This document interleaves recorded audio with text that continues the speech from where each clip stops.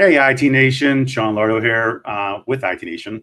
Thank you for tuning in again for another episode. We're definitely coming out with tons of content recently with a lot of great partners of ours. But today is going to be a little different than our usual because typically we're talking about Pitch It or we're talking about the ConnectWise community or whatnot. But we're bringing on for the first time.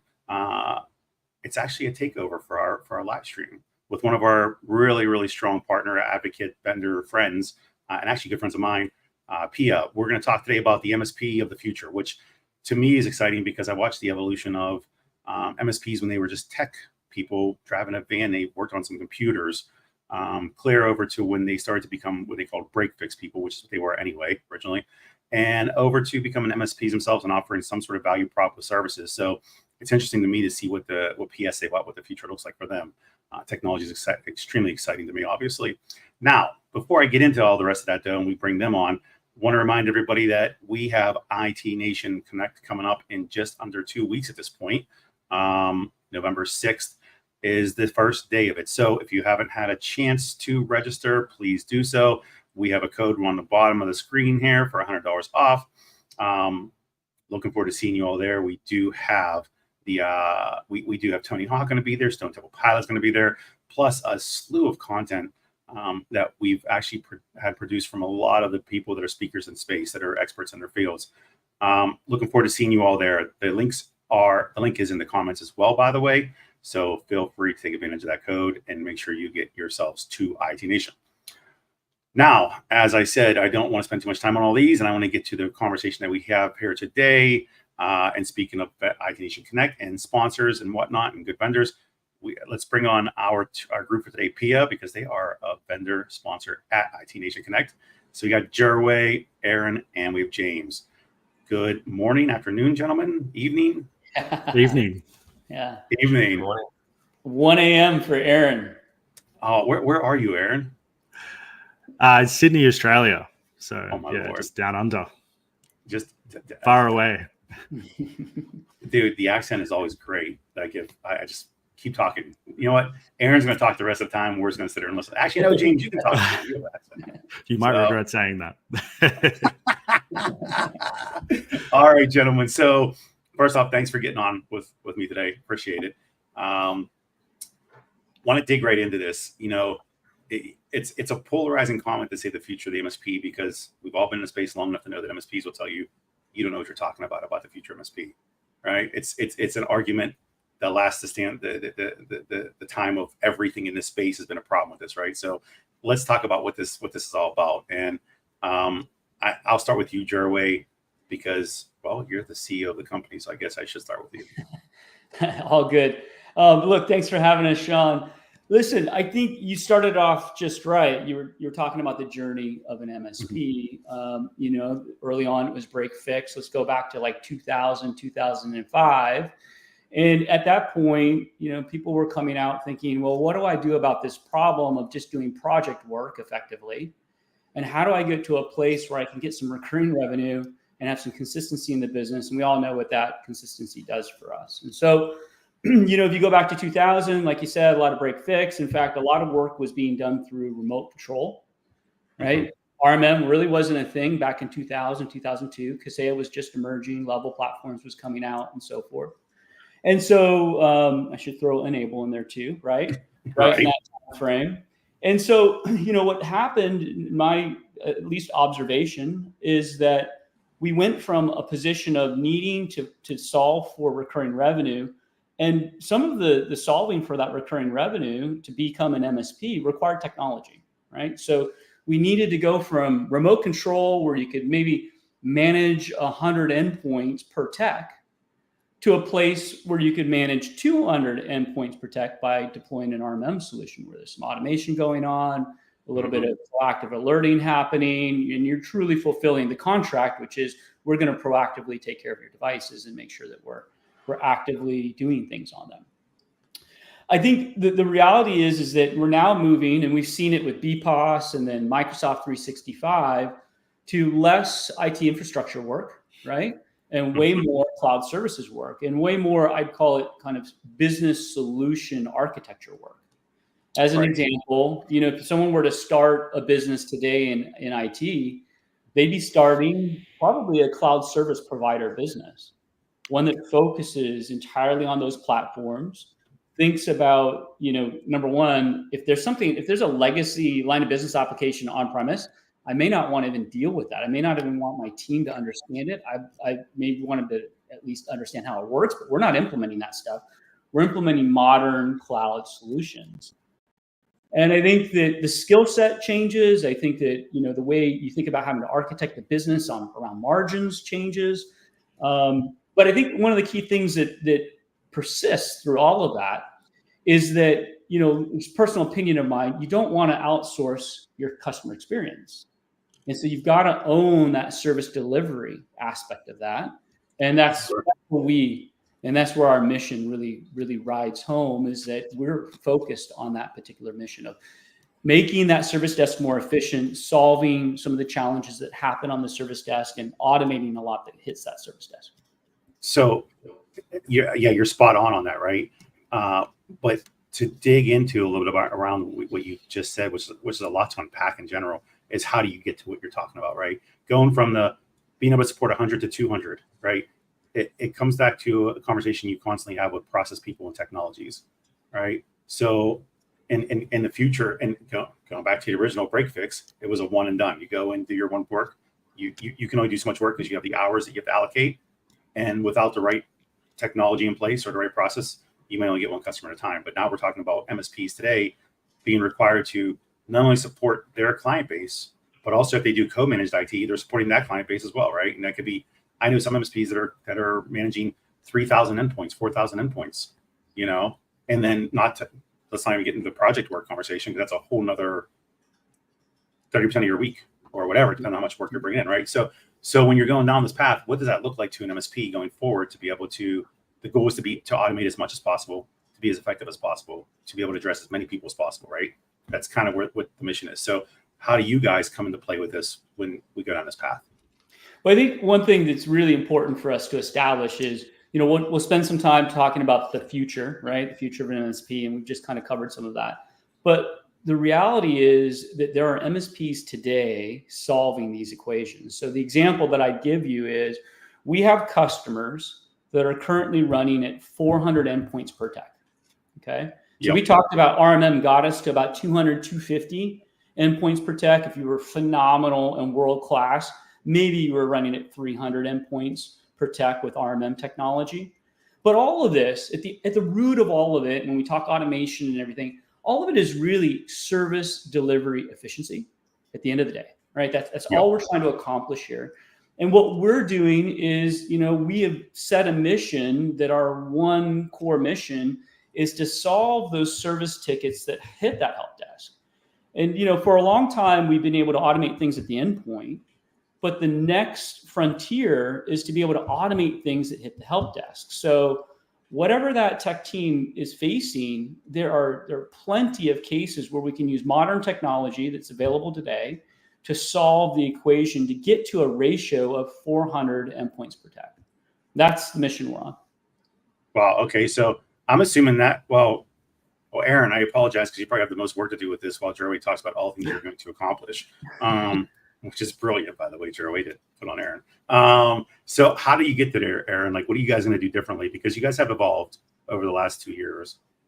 So yeah, absolutely. How do you guys make this happen? One, when it comes to technology, and two, we're going to come back around and we're going to talk to James about it, is how do you get the MSPs to buy into this, to understand how to do it and why they should do it? So Aaron, you're up. Yeah, for sure. So we started out solving these problems like a lot of MSPs do. I think when Joey talks about the challenges, it should ring true to a lot of MSPs, because a lot of MSPs today are trying to do the same thing, right? They're looking at automation to do this. They're looking at specific challenges on their service desk and how to remove roadblocks and reduce the reliance on their staff having to manage such a large burden and an undertaking of what the modern MSP has to deal with, right? So what we really do is focus on specific use cases for MSPs, and we look at this for all of our customers and really drill down into creating experiences and automation around these use cases that actually resolve tickets, that actually solve tickets on the service desk. That is our primary goal. And what Pia allows people to do is effectively let Pia, in terms of the automation, actually take over and be contributing to the resolution or completely resolving tickets on the service desk, right? So before we go further, we hear this a lot about making it easier to resolve tickets, right? We hear a lot of things about automating, and let's separate the three terms between automation, machine learning, and AI, because that's always been the fight over the last 10 years, right? I've been hearing about machine learning and AI for the past 20 years, and the only AI I ever saw was the Terminator. So, and that's just a movie. So realistically speaking, though, every MSP is going to say, well, what does that even mean to us? I've heard this before. How do you guys make this happen? What's the difference? What changes here? Yeah, for sure. So effectively, in terms of the latest technology, and obviously you talked about AI there, we've been solving challenges around automation for the last sort of 5 or so years when we started building this out. And I can remember a time in 2020 when I sat down one day and said, well, we really need to solve this analysis issue of how do we understand the tickets, right? We have to understand the information coming through to actually automate. You can't build an automation without understanding the information and the tickets coming through. So from an AI perspective and a machine learning perspective, at that time, we started out on our journey. This was before, I would say, AI was cool with the most recent trending LLMs and things. But we've really used it as a way to open a new door into solving this problem for MSPs. And I think that's the key here is it's the application of AI and how you apply that to solving the challenges. That's how we take it, and that's how we look at it, and how we utilize AI and leverage AI to actually applying it to the problem.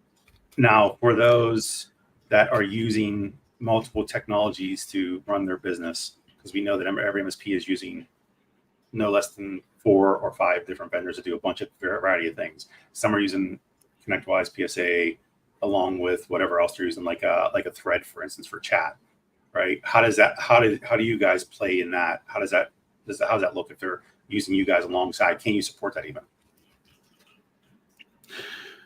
Yeah, so we have in terms of running alongside, definitely we run alongside other technologies in the space. We have MSPs within our customer base using different technologies within the space for different purposes.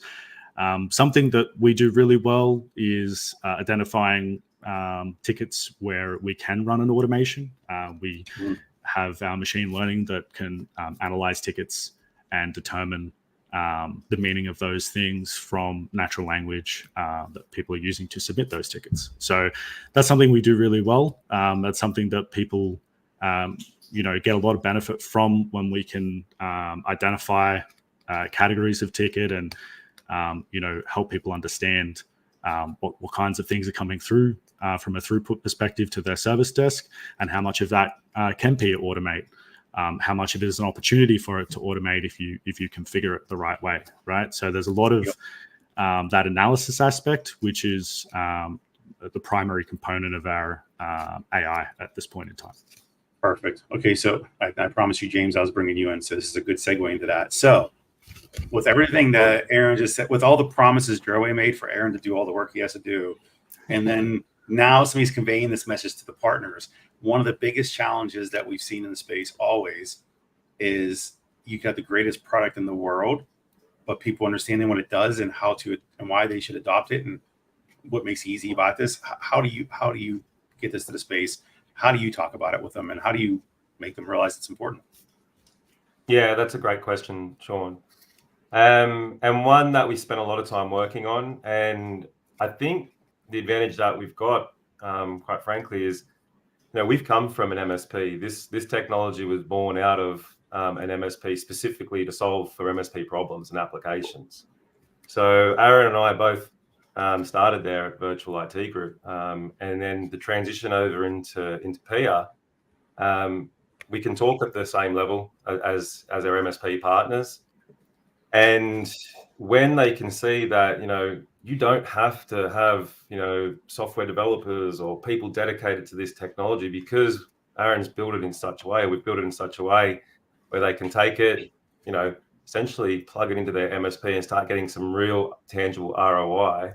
That message and that impact is a lot easier to discover. Mm-hmm. And now that we've got hundreds of partners out there using it, we're seeing a lot more of that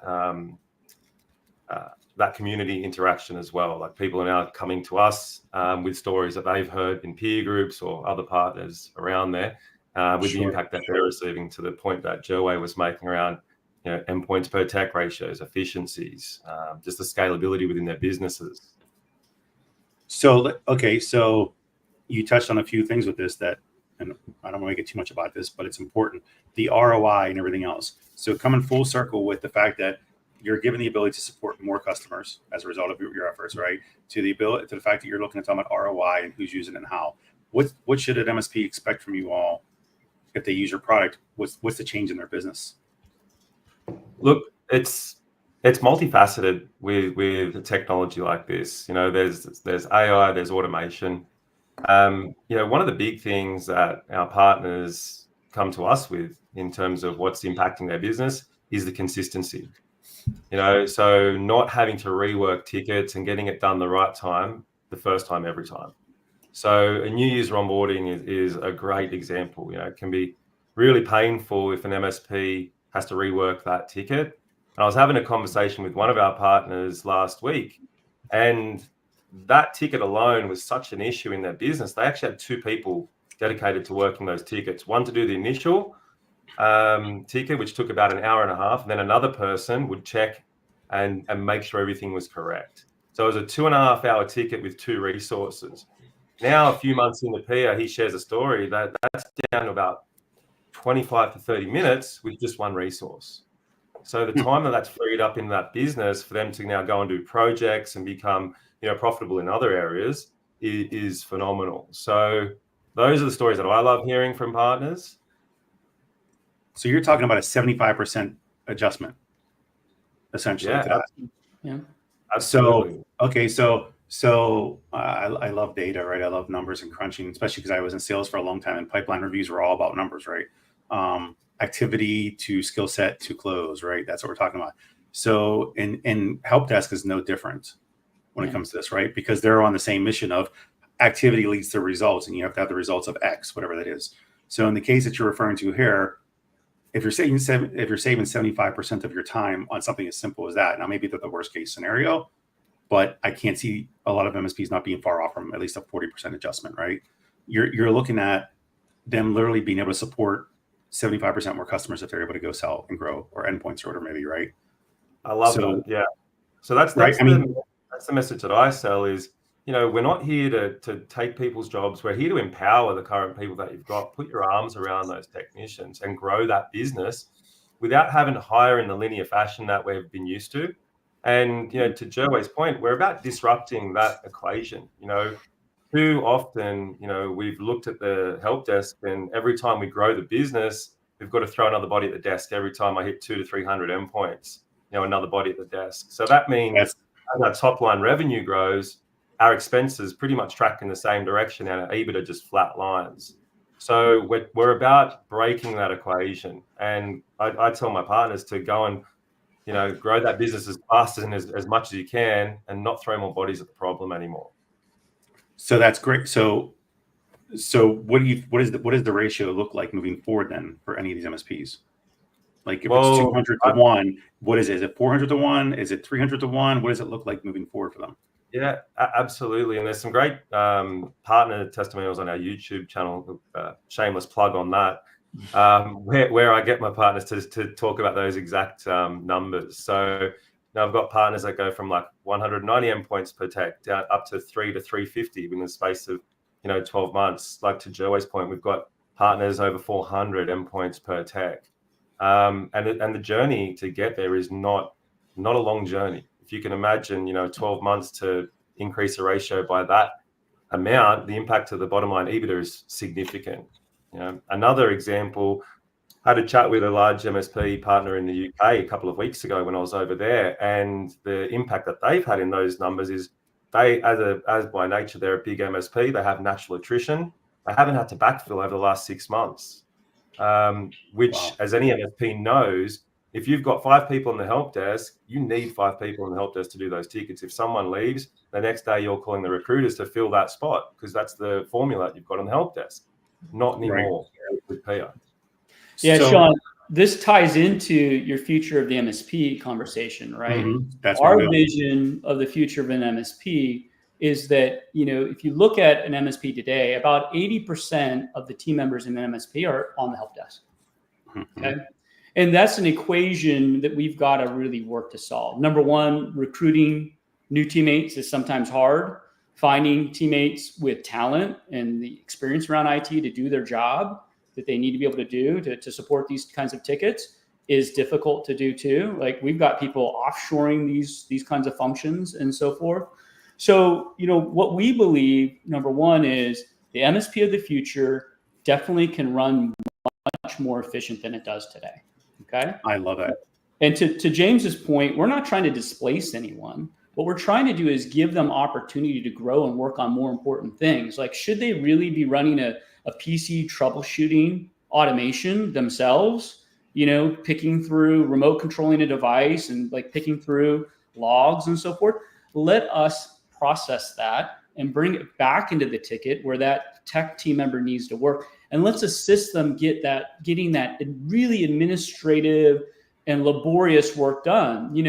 Just categorizing a ticket, you no longer have to read 3 paragraphs of what's going on in the ticket to categorize that ticket. That's a major load off of the tech team. And quite frankly, we talk about the mental health of tech team members. That cognitive load is up here. If we can bring that cognitive load down and we can have them focused on the really deep, challenging things that we need tech team members working on, they're going to be much more efficient, much more effective. And at the end of the day, your profit margin is going to increase. Your gross margin is going to increase, right? Mm-hmm. And you're going to be a healthier business because of it. Yep. So I like the whole concept behind that because if you think about, think of marketing automation when it came out back in the day, right? When I first worked at a big company, marketing team consisted of 150 people for a large company. Most of them were administrators. They weren't the skill set people. They were basically people that were counting the beans because there was no way to automate that, right? They were the ones that made sure the campaigns went out, whatever else happened, right? So it's pretty funny that the tech industry took this long to start addressing it the same way when marketing addressed it 10 to 15 years ago, because it went from 150 people on a staff to 10. And it was the skill set people because you had a platform and a technology to do that stuff for you. And now you're at a stage where you can worry about aces in their places, essentially. And that's what you're saying here. Yeah, it's a convergence is what's happening from what we can see. I've been working with some AI technology, NLUs, NLPs since 2019. That's right when Aaron started. It's kind of funny when we met each other just about a year ago. We were on the same path, just working on it in different businesses. Mm-hmm. And the reality is it's not about AI. It's about what new opportunities we can unlock. What new problems we can unlock with the technology. And so we're not an AI company per se. We're just taking AI technology and applying it in a way to solve problems that was never possible before, right?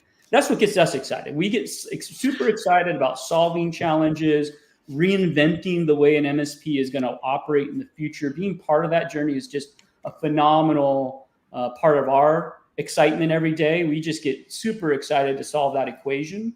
And so when I met Aaron and James and Christian and the entire team at Pia, I was like, wow, this is phenomenal. I had been trying to work on this with triage, just like the triage use case back in 2019. And the technology was working. Like it was proving that you could read a ticket and you could come up with an assessment of, number one, what kinds of triage questions we might want to ask in this case, like what the intent of that ticket is, We could categorize it back then.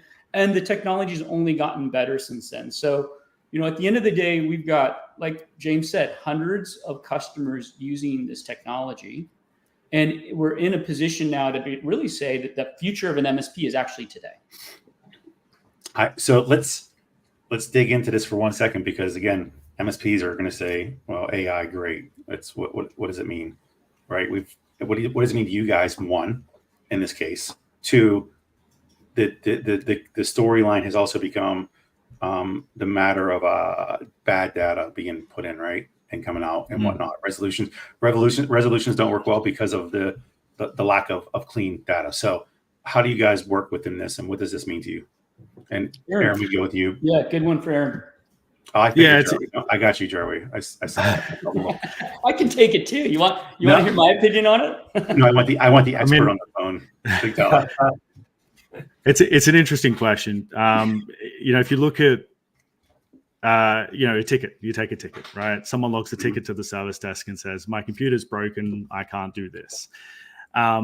Sometimes the person's just writing any old language in the ticket. It might not actually be super helpful. If they're not familiar with the technical terms, they might have said the wrong thing, right? So you've got this understanding of natural language problem, which is part of what we've solved with what we've done. And there's a whole range of issues around how information is translated into useful action within what we are doing. And that's one of the most important things that we focus on, is making sure that the MSP feels like they're in control and that they are in control, and that there isn't just some magical, AI thing over here in the corner making decisions, and they don't have their hands on it. And that's something that I think we've been able to do with the introduction of a lot more of those capabilities into our product. So we do focus on that, but a lot of the capabilities around AI analysis and understanding of the ticket is focused on that aspect. And then, of course, things that there's a lot of functionality and a lot of vendors in the space coming out with solutions around summarizing tickets, looking at old tickets to kind of understand how you previously solved the problem, those kinds of things. Where we really focus on with our application of AI is how can we help you solve the ticket? Like, how can we automatically solve the ticket? That is our primary focus of our AI, and not necessarily some of the other kind of AI wrapper kind of technologies, if that makes sense. Yeah, Sean, that's fair. Good. What I'd add to that is that, it's much like, well, let me go back a little bit. I've been in tech, I've been in software since prior to Y2K. That shows how old I am. But You're old. Yeah, I'm too old. I should retire tomorrow. So the reality is that it takes a lot to hit commercial viability, in my opinion. Right? There's a lot we have to ensure that doesn't go wrong with new technology like this, to make sure that it's in a position to be deployed. And you see it with other technologies using AI. Tesla is a great example. You still have a steering wheel in the car, right? You still have a driver that can take over when the technology doesn't do what you need it to do. And that is entirely our model. Our model is tech assist. Okay, we're there to assist a tech. We need that human brain on these issues, and we need it to help create those guardrails to where if the technology isn't behaving the way it should be, we definitely need them involved and helping redirect things. But when we do have a high degree of confidence and that human tech team member agrees, then that's when we initiate our automation. In fact, we require that the tech initiate it in each instance at this point, unless it's something like analysis, right? So we're getting to a point now where we can auto run some of these analysis-based things. So exactly. A PC troubleshooting use case. Okay. Right. So we get a ticket in, we're processing that ticket. A tech team member or dispatcher hasn't even had to touch the ticket yet. We will pre-process that ticket and we will take it on its journey as far as we possibly can with automation. And so an example of that is we diagnose or we determine that it's a PC challenge. And so we'll run the troubleshooting automation that we have that brings back a bunch of rich information into the ticket, so that the moment a tech team member touches that ticket, they've got a dashboard of information. Number one, living in the PSA that they work in the ticket experience that they live in, and providing them way less work that they have to do, right? They don't have to go process that. They don't have to go check the RMM. They don't have to go remote control the device. We bring it into the ticket for them. Yeah, we're doing that dynamically in a lot of different use cases. That's the key, is using that and leveraging that deep understanding of the information of the tickets to then say, well, we can actually go and run this targeted diagnostic or targeted self-healing action in this situation, and potentially even resolve the issue completely. And then the engineer hasn't even opened the ticket yet. They can open the ticket and see that this information in the ticket, and they can see the actions that may have been performed, and then actually progress that further. Perfect. And then so this all reports into whatever PSA they're using then, correct? So they're actually not going into your platform. They're staying in their world. They don't have to go anywhere else. Absolutely. Okay. And then two, do you guys have, when it comes down to the analysis and reporting and whatnot, how's that reporting look? Where does that go? Is there like a dashboard created, or is there a report created from you all? Just so, because for me, if I'm running my business and if I want to compare you to my tech team, how do I see the two? That's what I would like to know. Like who's more effective, and what's the time? Like what's that turnaround time? Like again, I'm looking for my KPIs in this case, right? Yeah, so we do have reporting which shows automations that people have run or that Pia has run, where there were missed opportunities, what percentage of tickets we can run automations on that maybe you haven't currently configured Pia to do, so you can take advantage of that. And then in addition to that, we do also support things like your ability to set fields or log time within the ticketing system as well, on behalf of the automation itself. So if you want Pia to log time every time it performs an automation action, you can do that as well. And then you can track the time that Pia is actually logging. Nice. Do you guys have a report that I can do a comparison though between my team and Pia and see what the effectiveness is? Well, the way we try to look at it, Sean, is how effective was a tech team member doing it manually the old way, and then how effective are they with assisted by Pia? Sure, exactly. So that's what I'm looking for. Yeah, that's what I'm looking for. It's like, because if I'm a business owner, I'm looking for how to leverage anything I purchase in the right way. I'm making sure it matches up with my team, because also any technology, no matter how great it could be ever, if it affects the culture, people will abandon it. They won't adopt it, right? And I also, as an owner, I'm trying to sell my team on the importance of this as well. So that comes in the nut and bolts of the conversation, right? Yeah, so we do that for our customers. But in addition, James, why don't you share how you approach this as it relates to someone trying to evaluate what the technology can do for them? Yeah, absolutely. So what we've got the ability to do as well, Sean, is take your tickets and have a look at how many tickets you're currently doing and the types of tickets that you're running in the MSP today.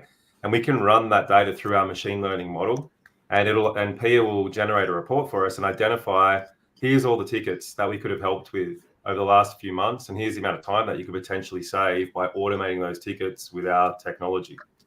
And it gives you a very clear indication of, this is your data, these are your tickets, and this is the output that we could potentially work to achieve together in the partnership. And that's very impactful, because then they can see, how we can move the needle, how far we can move the needle with the stuff that we just got off the shelf. Yeah. Right. And I imagine then the conversation for the business owners, the MSP owners, the conversation should turn into, now that we're able to save some time for you all, let's work on development of you all to the next level. So level 1 to level 2 to level 3 to whatever you want to be. I would hope that'd be the case for them. Not saying it will be necessarily, but for the bulk at least gives them the option. Yeah, you're 100% right. Look, we've over our journey, we've seen, I call it the good, the bad, and the ugly, in terms of, people coming along the journey for different reasons in their, decision-making lifestyle with this technology. Where I've seen the MSP partners really excel, to your point around adopting it, getting the tech to use it, and really, crushing it from a numbers perspective, are the ones that are embracing technology, and they can see that their MSP of the future, the name of this podcast, frankly, is one that's going to be embracing AI, and they're empowering their technicians. They're not trying to fire their technicians. They're empowering them to use the technology to enhance their jobs and their skill set, and then move them through the business. And those are the MSPs that are crushing it today. Perfect. Okay, good. So we have a couple minutes left on this, so I'll make sure that we're mindful of time and we don't get just shut down on our live stream, because you need to have good closing remarks, and closing remarks are always the most important. Actually, sidebar comment though, I had Jeremy on as a cameo coach for Pitch It, and you did a great job, by the way. Never had a chance to talk to you about it. And Jeremy had like the best closings. He was talking about M&A, and he was like, I don't know, we're talking about M&A. We should be talking about you making more money first and growing, so you don't lose not too much of your business when you go looking for any kind of money from anybody. And you made a comment even to one of the vendors that said, yeah, we have 100 customers, and you said, I'm concerned that you've been there for 2 years, but only 100 customers. And part of the reasoning was scalability. They had worked on it over the last 3 to 6 months. So, and this is a good tie into what you guys do. Essentially, you're giving the ability for MSPs to have scalability. Yep, absolutely. And minimize the staff in the right places. Keep the ones you're supposed to, or upgrade the people that are there to do better things for themselves as well, and be a bigger contributing factor to the business. Yeah, look, I mean, an MSP business model is trading time for dollars, right? It's still that way. Now we're on a recurring basis of doing that, and we do projects and all of that. That's great. Mm-hmm. But at the end of the day, it's trading time for dollars. And so we've been on this journey for a long time, since 2000. Remote control, that technology got us so far, right? It got us to the 100 endpoints per tech. RMM came out. We got to the 200 endpoints per tech. But then it stalled, quite frankly. Now, really, really elite MSPs pushed through a little bit. But still, what were they doing? They were automating at the endpoint. They're automating on servers. The next frontier is to solve this load that hits the service desk, right? Yep. And to be able to do that in a scalable fashion, as you mentioned, is the next stage of what we've got to do. Now, you can try to boil the ocean with automation, and that's a mission you can be on. But the problem, in my opinion, on that is not tackling the really, truly root cause of what causes an MSP to be inefficient. It's at the service desk, and we all know that. Now, you could say, well, our projects are inefficient too, right? But it isn't the lion's share of your contracted revenue that drives that. So we've got to find a way. And I think the key thing is, as I mentioned earlier, technologies are converging to make new possibilities happen, right? And so all AI has really done is just created a new toolbox in our software toolkit to unlock doors that we could never walk through before. And that's what we're solving for. I'm super excited about it. The entire team is super excited about our mission. And I think, I think we're making a big difference for people, for sure. Absolutely. And we have a few minutes left. So I want to touch this real quick though. You mentioned project work. Even though it's project work, if it's an existing client, we know that also falls back to the service desk when issues, they literally submit tickets because maybe it's not educated or set expectations on where communication should route to, right? So service desk is always involved. So do you guys have the ability to, I don't know if it's necessarily, it's not going to be a full-blown resolution, but can you set up AI to work with when anything like that takes place? So they put in a ticket saying, hey, this isn't delivered, blah, blah, blah, whatever. Do you have the ability? Will that filter those out? Will those, do they distribute somewhere else? Do they respond? What does that look like? Aaron, I'd love to take this one because I'm going to prove how much I know here. How about that? Go for it. All right. So one of the things you can do is not only when we're analyzing a ticket and we're reading through and using ML to figure out what that ticket is about, you can also force routing rules. Okay. Mm-hmm. And so we can enforce routing rules where if you identify that this is related to a project, you can route it into the project ticket or into the team that's responsible. Got it. Okay. So I just want to point out as well, just on the support side of things, something that we pride ourselves on is that we aren't supporting, or we don't automate one client or two clients or three clients in your MSP. We automate all clients. And so when we say we have automations for particular categories of ticket, we aim to cast a wide net as possible. So if you're migrating a technology for a particular client, we likely support both scenarios anyway, whether you before the migration and after. So we can likely support the requests in either case. But yeah, to Joey's point, definitely you can route the information around and make sure that during key transitionary period, you're not going to get stuck. Perfect. You're such a show off, Joey. Anyway. Look, I'm not here to I actually understand the technology, Sean. Can you believe it? Not just a pretty face. Appreciate that, dude. An old pretty face, huh? I mean, you look kind of young still, dude. Let's be honest. You're looking young. Something in the DNA for you. It's the picture. It's the water. It's the water. Florida water. It's the hair on your head for me. I don't know. I mean, hey, whatever. All right, gentlemen. Well, we're going to wrap this up. So is there anything you guys want to part with? Any parting words from anybody but Jerway? Perfect. Good. Look at you. Go ahead, James. Yeah, fair enough. Look, I appreciate the you said fair enough, Jerway. Fair enough. You're right. Good. We're good. Yeah, look, we're excited to see everyone at IT Nation in a few weeks' time. We're excited to be there. Aaron's actually coming over from Australia, so that's going to be big for our current partners and any prospective partners that are looking to learn more about AI and the technology and what it is that we're doing and the impact that we're having on the MSP community today. So yeah, if you haven't already got your tickets, I'm doing your job for you now, Sean. Make sure you get it with the link there. You're getting a discount, and we look forward to seeing you there. You know what, James? Yeah. Thank you. James is he's a constant salesperson. I totally appreciate that, man.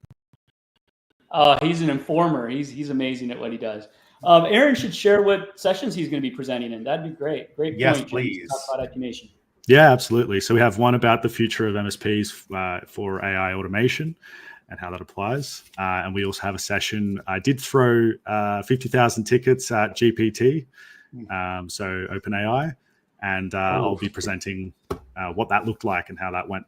So, I'm going to come see that one. I'm just curious. I'm very curious because that sounds like a train wreck. So it was a bit of fun. All right, so you'll all be at IT Nation Connect, right? So that's good. Looking forward to that, guys. And for those of you that are going to be there, make sure you check out Pia. Make sure you come check out us.